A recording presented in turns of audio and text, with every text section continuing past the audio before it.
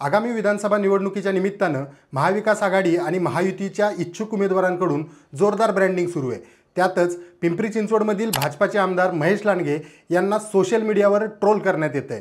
त्यासाठी चक्क 2019 मध्ये मेट्रो भूमिपूजनाच्या वेळी लावलेल्या गुजराती भाषेतील फ्लेक्सचा आधार घेतला जातोय आणि मराठी विरुद्ध गुजराती असा भाषीय रंग देण्याचा प्रयत्न केला जातोय। नमस्कार, मी अविनाश आदक। आपण पाहत आहोत महाई न्यूज टू द पॉइंट।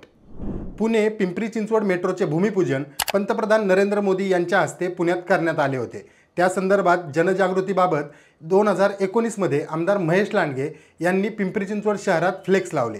देशाच्या कानाकोपऱ्यातून पिंपरी चिंचवडमध्ये प्रत्येक जाती धर्माचे नागरिक वास्तव्यास आहेत। माय मराठीचा अभिमान आणि सर्वच भाषिकांचा सन्मान या संकल्पनेतून मराठी, हिंदी, इंग्रजी, गुजराती, कन्नड आदी भाषांमध्ये जाहिरात फलक लावले होते। यावरून मराठी आणि गुजराती असा त्यावेळी अस्मितेचा विषय करत आमदार लांडगे यांना टार्गेट केले होते। आता त्याच फ्लेक्सचा आधार 2024च्या निवडणुकीसाठी घेतला जातोय। दरम्यान पिंपरी चिंचवडमधील पिंपरी, भोसरी आणि चिंचवड अशा तीनही मतदारसंघामध्ये आमदार महेश लांडगे यांना मानणारा मोठा मतदार वर्ग आहे। किंबहुना पिंपरी चिंचवडसह पुणे जिल्ह्यातील भाजपाची स्ट्रॉंग लीडरशिप अशी आमदार लांडगे यांची ओळख आहे। त्यामुळे लांडगे यांना राजकीयदृष्ट्या डॅमेज करण्याची संधी विरोधक सोडत नाहीत। निवडणुकीचा माहोल सुरू झाला त्याच वेळी पिंपरी चिंचवडमध्ये उभारण्यात येणारा धर्मवीर छत्रपती संभाजी महाराज यांचा स्टॅच्यू ऑफ हिंदूभूषण या जगातील सर्वात उंच पुतळ्याचे राजकारण सुरू झाले। पुतळ्याच्या मोजडीला भेगा पडल्या आहेत, अस्वच्छ जागेत पुतळ्याचे पार्ट ठेवले आहेत, ठेकेदार चुकीचा आहे, मोठा भ्रष्टाचार झालाय असे अनेक आरोप त्यावेळी करण्यात आले। मात्र महानगरपालिका आयुक्त शेखर सिंग यांनी याबाबत तात्काळ खुलासा केला।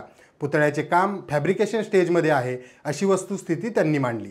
तसेच पुतळ्याचे काम करणारे जगविख्यात शिल्पकार राम सुतार यांचे चिरंजीव प्रसिद्ध शिल्पकार अनिल सुतार यांनीही पुतळ्याबाबत फॅक्ट विशद केली।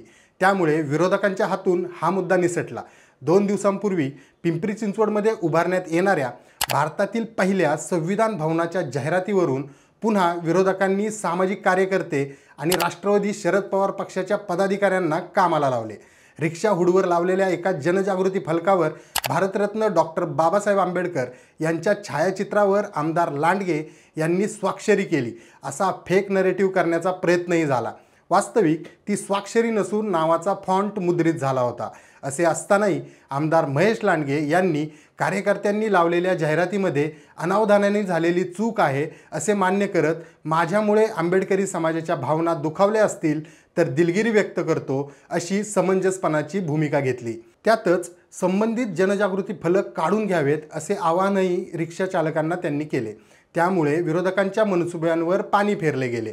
वास्तविक महेश लांडगे यांनी भोसरी विधानसभा मतदारसंघामध्ये गेल्या 10 वर्षात विकास कामांचा धडाका लावलाय।